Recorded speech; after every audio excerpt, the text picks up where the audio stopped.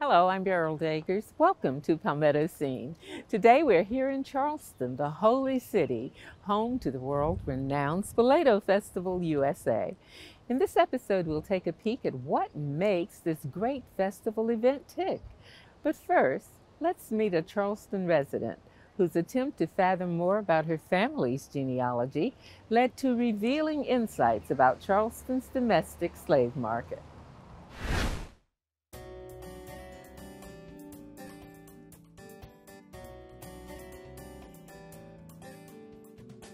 I was never interested in history, never interested in genealogy my entire life.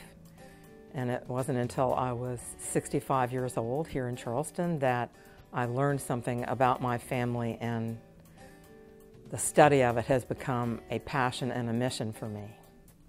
This research was really started by my revisiting an old DNA test. There was a message on the DNA website from a cousin, and there was a small picture of the cousin, and the cousin had a brown face. And she goes, "Hi, I'm your DNA cousin."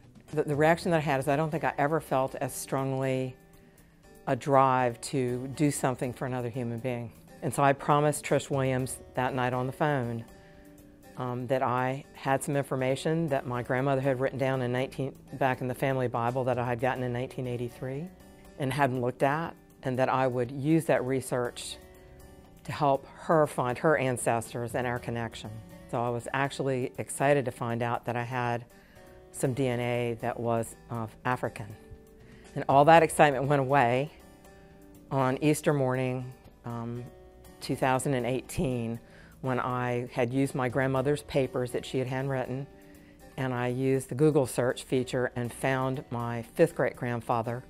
And there was a synopsis about him, and it said he was a very wealthy merchant here in Charleston, and that he had brought hundreds and hundreds of Africans over in the transatlantic slave trade. His name was John Torrens. I found that not only had John Torrens been in the transatlantic slave trade, but the next 2 generations closer to present time had been in the slave trade as well. They were in the domestic slave trade, so they were not taking Africans off ships.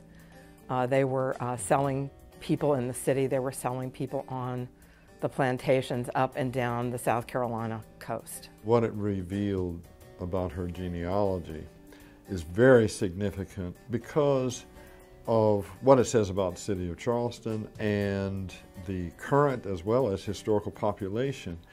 And what it says, and what was so surprising to her, was that she had ancestors that were themselves deeply immersed in the system of slavery, slave trading in particular.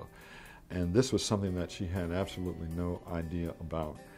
And I think that that says a lot because in so many ways the system of slavery touched so many lives of people who historically resided here in Charleston, and the wealth accumulated by those people during the period of the slave era continued to be passed down generationally all the way down to the present.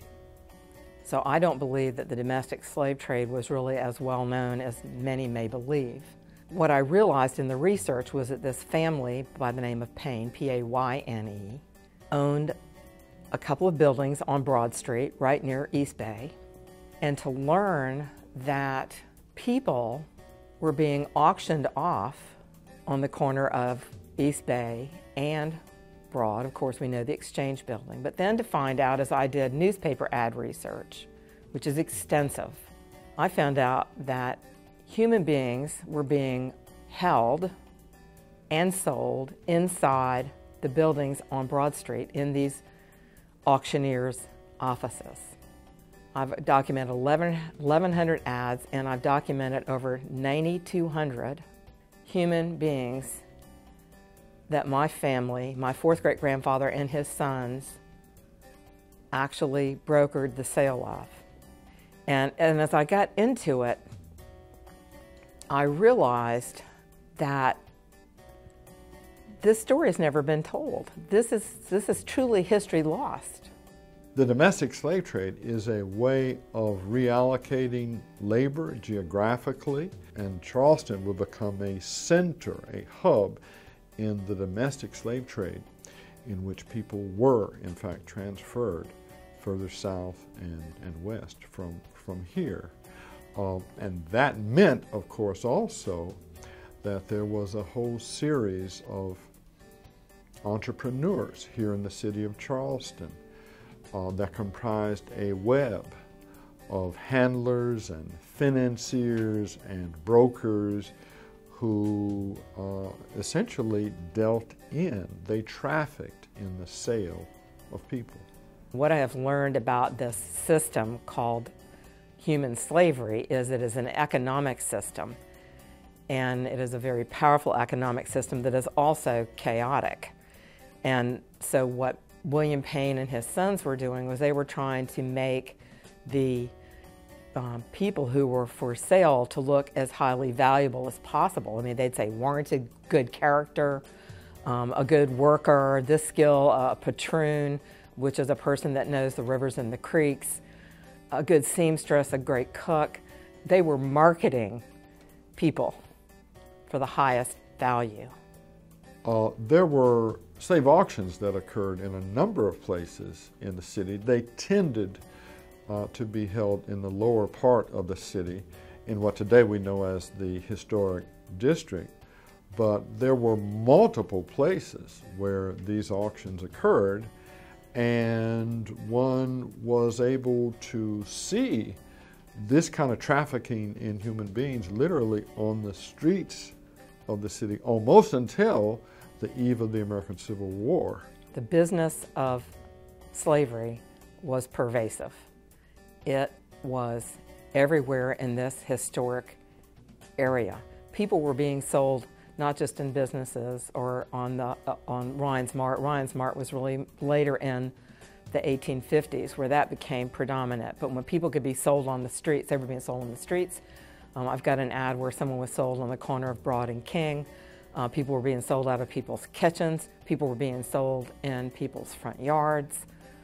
They were being sold wherever they could find a business spot. It was not just centralized, it was everywhere. Ryan's Slave Mart becomes particularly important in order to sanitize the image of the city, then passes this ordinance which removes these sales from clear public view and confines them to more obscure locations and areas beyond public view.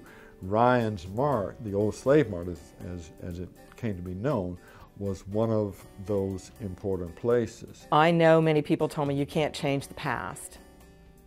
What I do know is that I can change what we learn about the past and what we know about the past and what we discuss about the past, and to do it in a way that isn't trying to make someone feel guilty because we didn't do it. And I think there's a potential to be more honest with each other and to understand each other's, what it's like to be in somebody else's shoes today based on their ancestors' experiences.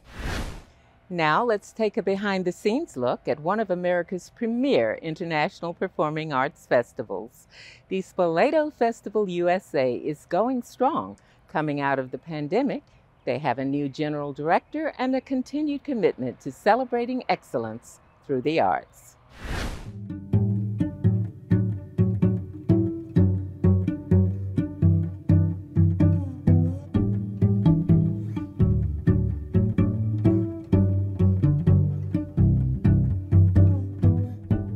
The few weeks before the Spoleto Festival gets started, before audience members walk through the doors, we look like ants scurrying all over Charleston. You will see trucks, you will see vans, you will see crew members running around Charleston. We have theaters to set up. The cistern yard behind me looks like a beautiful park most of the year. We turn it into a theater with lights, chairs, sound equipment, and it takes a huge crew to make that happen. There's a lot of work that's involved. We work usually 8 or 9 in the morning till sometimes 11 or 12 at night. Last night I was actually here until midnight. We were focusing all the lights to make sure the artists look great. And this is just one venue.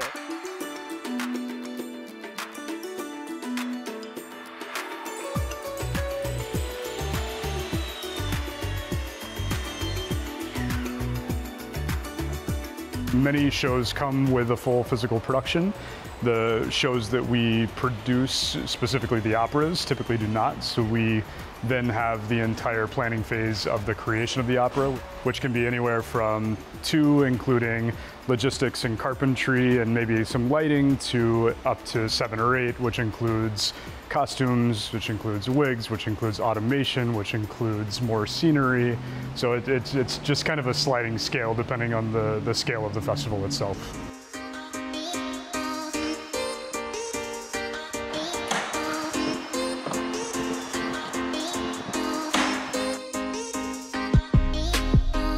This season we have 4 venues, which is a little bit reduced thanks to COVID, but we're making it happen. We have crews at the Cistern on the College of Charleston campus. We have a crew working at the newly renamed Festival Hall down on Buffane Street. We have a crew at the Dock Street Theater, which happens to be my favorite venue in the city. And we have a crew working at the brand new venue for Spoleto this year, Rivers Green, which is where the dance companies will be performing. Rivers Green is a theater we are building absolutely from scratch. It is normally a park behind the library on the College of Charleston campus, and we are building the stage, we are building the lights, we are building the sound, where nothing used to exist before. Rivers Green, which is one of our outdoor venues this year, and that's actually what he's working on behind us, which is some of the final brick facades of the stage that we're building over there. Ultimately, Nigel wanted something that sort of was more impressive than just some truss sticking out of the ground, right? He wanted something that looked a little more substantial, but also that was at the quality that our audience expects, right? We could have very easily done what many of the other festivals in town do, which is do the sort of like least expensive option. He wanted to make sure that he was investing in the sort of experience and the aesthetic quality of what we were going for. What we need here for what we do, for what Spoleto does, is that we need a portfolio of theatres. We need them to be different from one another, so you don't feel if you go from one to another that you're just going to another dark space, another place with a proscenium arch. We then hired a set designer, a stage designer, to sort of help sculpt what the architecture might look like of that stage. Typically we're inside of a venue and we're designing the little set that goes inside of that venue. In this case, we were designing the entire venue, right? So we had to deal with the audience riser system and we had to engineer how we were going to achieve that. There's actually a fountain under the stage at Rivers Green that we're not allowed to touch. So we had to engineer a system that was built up and cantilevered over the fountain so that we don't harm the fountain with a fully, functioning stage on top of it. The goal is for our audience ultimately to have the best, experience that they can have. And a lot of that comes down to very small psychological things like comfort level, right? So if they're sitting in a venue and it's all just a bunch of scaffolding and a bunch of metal sticking out of the ground, it can feel a little brutal, one might say, right? But when we're creating sort of like a warmth that they can sort of forget themselves inside of, it really gives them the opportunity to focus on what's happening on stage as opposed to being distracted by all the things that seemingly shouldn't be around them at the time. For the Cistern Yard, for instance, behind me you will see the stage that we set up on top of the historic cistern, but our backdrop, the reason that we do shows here is Randolph Hall. It is a beautiful building here on the College of Charleston campus, and we light it to be the backdrop for our jazz shows and for our bands. That is the reason people come to this yard to see shows and to hear the music here in this venue.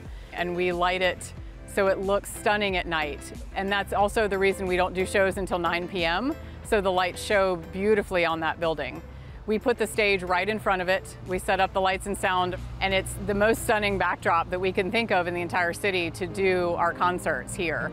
When jazz companies or bands come to perform, they usually bring some of their instruments with them, like especially if they've got a favorite Stratocaster or a Fender guitar, they will bring those with them. But we provide them with pianos.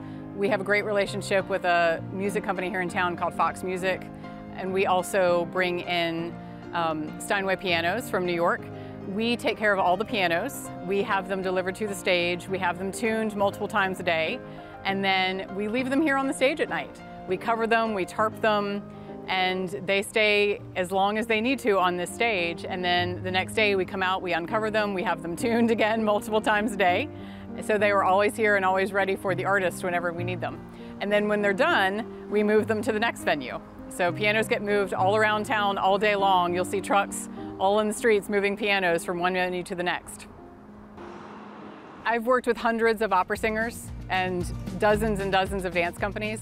So many of them have told us that these venues here in Charleston are some of their favorites. The newly redesigned Gilliard Center is this gorgeous space now with beautiful acoustics. They can sing in that space all day long. The Dock Street Theater is such a beautiful, intimate space to sing in. The outside is stunning with the wrought iron railings. The inside just is the most beautiful, quaint setting for any performance you'd ever want to watch. Jeff Nuttall, who runs the chamber music program, has said relatively often that he gets more of an audience here in 17 days than he might get for the rest of the year. A single program, which is repeated 3 times, might get an audience of 1,500. I mean, for chamber music, that's not typical. Nicole Taney, who is our Director of Artistic Planning and Operations, largely sculpts the program for the festival and picks the shows that they want to bring in. Nigel Redden, of course, our General Director, has a heavy hand in that and basically has all the veto power that he wants. And then once they've sort of crafted what they want the festival to look like, then it comes to us for sort of a technical review, and then we start moving into the more sort of nuts and bolts of everything. Sometimes you invite an artist and they say no, and then you keep going. One, I was really eager to, there's a production that you remember of Salome, they play, and I wanted to do it. And the director said, oh yes, yeah, well, I think we can work this out. And then he stopped returning my phone calls.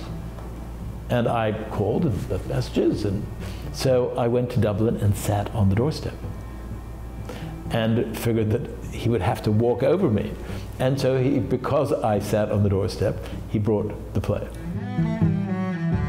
There is a significant investment in aesthetic and sort of standard quality here, right? Like there's never been a moment where I've heard anyone say, that's good enough. It's always, can we do better? Can we try a little harder? But it's a constant dialogue about budget, right? Because we're always working against what we can afford. It's always been we can't afford that, let's figure out how to afford that, and let's put the work in to see if we can engineer out the costs in another way so that we can achieve what we ultimately want to achieve from the aesthetic side of things. You fall because you didn't risk enough.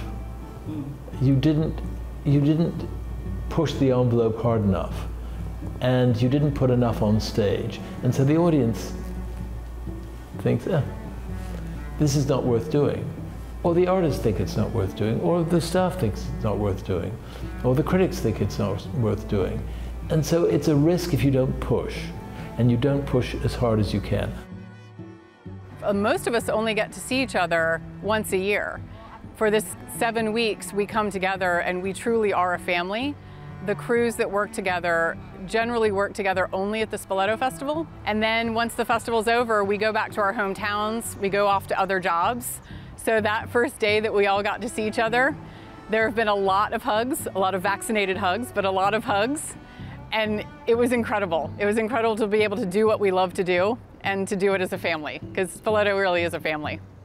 What Spoleto has done is to stretch people's taste and allow people to explore their taste. We still can challenge audiences, and I think we do still challenge audiences. And I think we will continue, I hope we will continue to challenge audiences.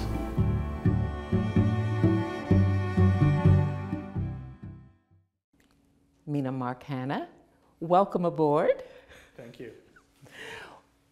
Why so much excitement around this year's Spoleto Festival USA? Well, this is our first festival since 2019. It's our first full festival since 2019. In 2020, the festival was canceled because of the pandemic, and in 2021, it was pared back. And this year, we're coming out and having a full celebration of life and humanity through 120 plus performances in 17 days that go from opera to dance, theater, amplified music, jazz, choral music. It really is a celebration of everything that it means to be alive. It's an exciting festival. So what's the big challenge for you then, since this will be your very first festival as general director? Oh, I mean, I don't know how to answer that question. I've got a 2-year-old and a 3-week-old at home. So I think challenges in a way are kind of understanding the stress points of the organization, because this is such a time-delimited organization with the festival, with all the organizational resources being poured into these 17 days.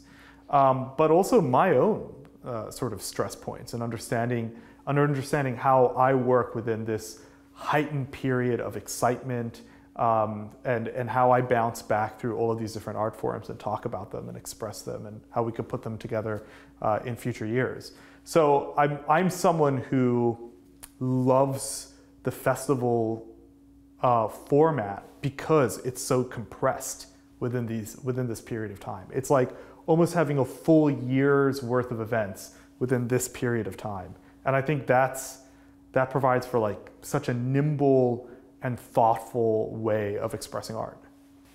So let's talk about some of those events. What are the highlights? And if there are any lowlights too. Highlight, I mean, I think we'd have to say Omar. So Omar, of course, is the opera by Rhiannon Giddens and Michael Abels that will be premiered by the Spoleto Festival and was commissioned by the Spoleto Festival based on the life of Omar bin Said, who is a West African man enslaved and sold into bondage at Gadsden's Wharf here in Charleston in the 19th century. And this is a piece that was supposed to be premiered in 2020 and has sort of, there have been all of these pieces during the pandemic that have just kind of been held in stasis.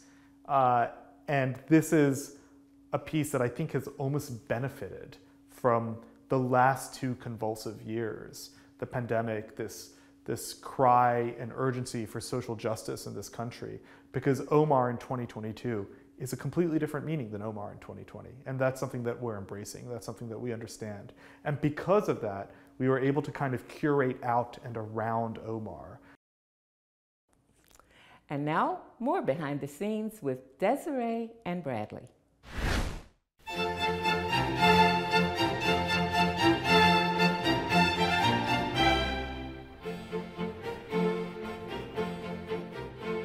Thanks, Beryl. I'm here with Bradley Fuller from South Carolina Public Radio. He'll be broadcasting the Spoleto Festival live from Charleston this month. So, Bradley, tell us a little bit about South Carolina Public Radio's role in the Spoleto Festival. Well, the main thing we do is focus on the chamber music series. This is a really intensive and really remarkable lineup of concerts, 11 different programs, each one of which is performed 3 different times. So we're there recording all of these, going to the artists, asking them, which performance did you like the best, so that we can capture those programs on audio, share them with the South Carolina Public Radio audience, and also send them to nationally syndicated programs like Performance Today, so that people all across the United States can hear just what's happening at Spoleto Festival USA. So that chamber series is kind of the main focus of our efforts, and we even will be in the 3rd floor of Dock Street Theater, broadcasting live from there. Sonatas and Soundscapes, the show I host and produce, will be coming out live from Dock Street Theater there as well. So that's the main focus, but we also interview some of the musicians, share that kind of perspective they have, and do some features on other aspects of the festival as well, because it's not just chamber music, but orchestral performances and jazz and opera and choral and you name it. I mean, so much music there. Are there any performances or maybe any artists that you are excited to go see, or anybody that you're looking forward to? It's almost an embarrassment of riches with Spoleto Festival, so much to choose from. Probably a little bit biased given our focus, but I do love the chamber music series. Dock Street Theater really just offers this kind of up close and personal experience of the music. It's not a massive venue. It's an older venue, you know, medium small, but you really just get to be right up there next to the musicians. And you really get a sense of how chamber music is the music of friends. That's what it's called. And with the energy of the performers, obviously their technical skills are way up there. I mean, they wouldn't be there if they weren't, but their interpretation is just amazing too. And then Jeff Nuttall, who's the artistic director, brings so much fun and energy to it. I mean, you'll be laughing in between pieces, and then 5-10 minutes later, in some slow passage of a quartet, just feeling all the emotions too, of a different kind. So chamber music's always one of my favorite things about the festival. Is there anything that you hope that they experience or take away from your broadcast in Charleston?